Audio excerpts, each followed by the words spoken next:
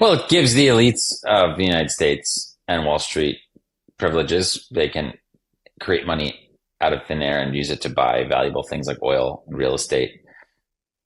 And it's given us an incredible ability to weaponize the currency system around the world and cut off people we don't like, but making things in the United States very uncompetitive. And we have this enormous Rust Belt type phenomena that has emerged out of the deindustrialization of America, where we don't really make things as much anymore as we used to. And that's because our labor rates are really high because our currency is very strong. It's artificially strong because of this phenomenon where everybody needs dollars. They're all demanding dollars.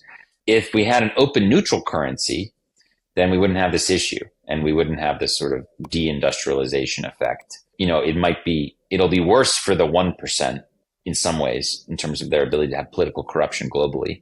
But I think it'll be better for the average American, and it'll be way, way better for people like all the other people in the world, essentially, outside of a handful of elites in America and Europe. Like for the average person in the world to be able to control their own savings and interact in one global monetary language is going to be a massive freaking upgrade. So there are a small group of people that control the world where it's going to harm them and change them and force them to change. But the overwhelming majority of humanity, this is going to be a great transition for them. What was your orange pill story? What was your 1 minute version of getting to Bitcoin, finding Bitcoin? Yeah, well, it took a long time.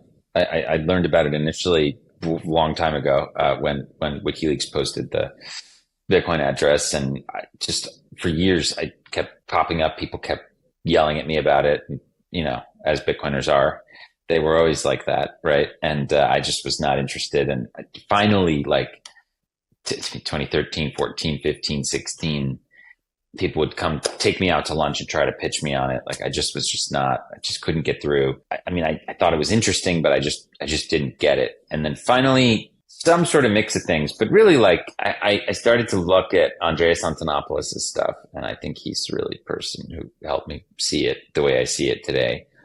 And then watching everything in 2017 go down with the block size war was really interesting for me. They've strangled Bitcoin's growth by limiting the block size in the hopes of creating these layer 2 solutions, but they don't exist yet. When I saw that happen and I saw that the big blockers had lost, that was interesting to me because I was like, wait a second, these guys had all the hash rate, they had China power, they had Silicon Valley, and they lost to the sovereign individual. That was really interesting. So that was what hooked me. By the end of 2017, I was very, very in. It continued to take me a little time to figure everything out. Probably by summer 2018, I was really where I needed to be, in terms of understanding Bitcoin versus all the other crypto stuff. But it was a journey. It definitely took me many years to get to a very simple understanding that Bitcoin is this powerful tool for human rights. If you like that clip, then you definitely got to check out this next spicy clip. I think you're really going to like it. Come on, check it out. But if you want the full version, the full interview, check that out over here. Come on, do it. I'll see you in there.